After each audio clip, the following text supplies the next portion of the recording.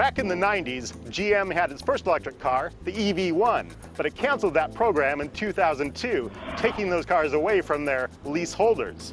Now GM is back in the EV game with the Chevy Spark. Let's take a look at the 2014 Chevy Spark EV. Chevy launched the Spark as a gasoline car. It's actually a global car, so it looks a little bit funky, maybe not really perfect for American audiences. It has these weird, like, oversized headlights. It's a four-door, although you might not realize it because it has these door handles sort of hidden in the panels here, but you can fit two people back here. It's not too bad.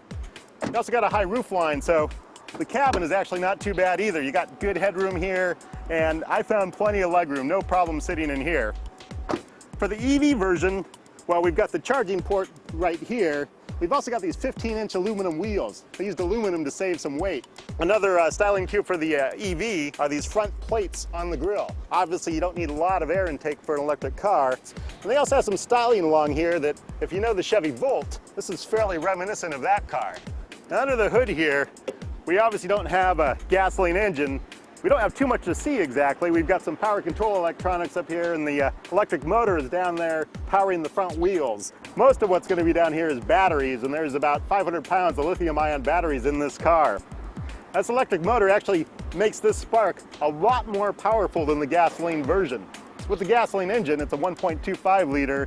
It's only about 85 horsepower. This electric motor gives the Spark EV 140 horsepower and also 400 pound-feet of torque. Actually, GM likes to say it's got more torque than the Ferrari 458 Italia. But more important, it's the charging port. GM puts this on the front side of the car, which is pretty convenient when you nose into a parking space. This is the standard J1772 charging plug for a 240 volt source. It'll charge up this car in about 7 hours. This is actually the J1772 combo plug. So you see down here, it's got room for 2 extra pins. That's actually a very new standard that allows this car on a DC fast charger to charge up to about 80% battery in 20 minutes. The Chevy Spark is actually the first electric car to include this standard. The BMW i3 will have it too. Now, like I noted, it's decent size headroom here. I'm 5'8", and I'm pretty comfortable in this space. You know, a few more inches, I might start getting close to the ceiling. We have this nice body tone metal pattern in here too. That's sort of part of the interior, although we'd have a lot of hard plastics around too. It's an economy car. We also have this instrument cluster pod here. This is just like in the Spark, the gasoline version, but in the electric version, we have an LCD panel instead of analog gauges. So that makes it configurable. Right now I have it showing kind of minimal information. Here on the left, I've got my range left on the battery. On the right, I have sort of a driving coach. This is actually very similar to what they have in the Chevy Volt. I can push this configure button on the side here and add information. So I can add a little more information about the range, and I can add information about the driving coach. I can actually see how many kilowatts I'm expending when I'm accelerating, how many I'm gaining when I'm regenerating, when I'm braking. I sort of like the information screen that gives me the maximum information. Maybe that's sort of a geek thing that, you know, people that are into electric cars are really going to like to see. I also have some of that electric information on the main screen here. Right now I'm on the home screen. I can just push this leaf button here, which shows me the power flow situation. This will show me when electricity is going out to the wheels or when the wheels are regenerating electricity to the main battery. And as you can see, there's no CD player here.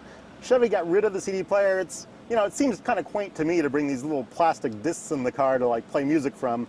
When I've got all this music on my iPhone or maybe on a USB stick I bring into the car. USB port right down here where I can plug in any music. So I can go to my multimedia.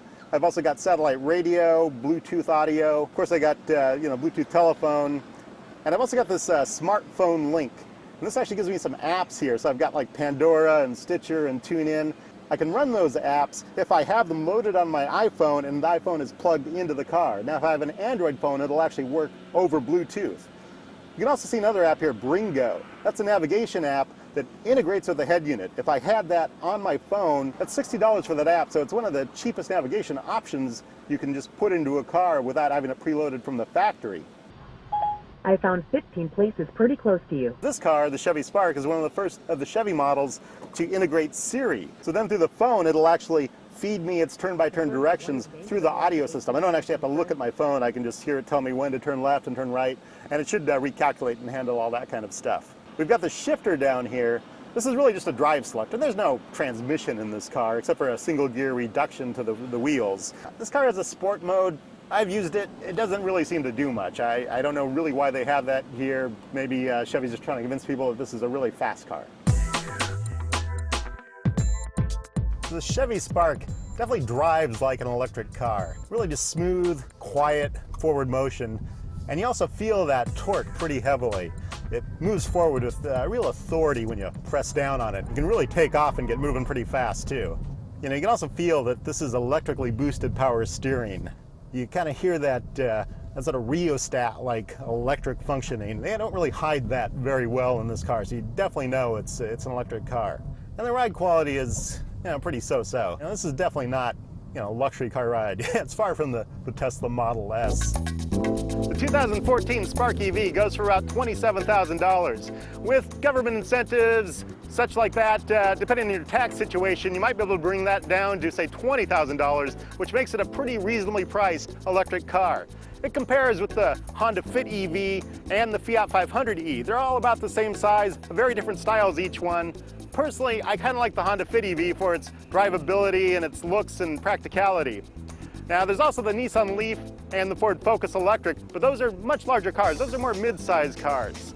I'm waiting for the day when an automaker can get one of these cars up to 200 miles, and that, I think, will hit the sweet spot and range for most American buyers.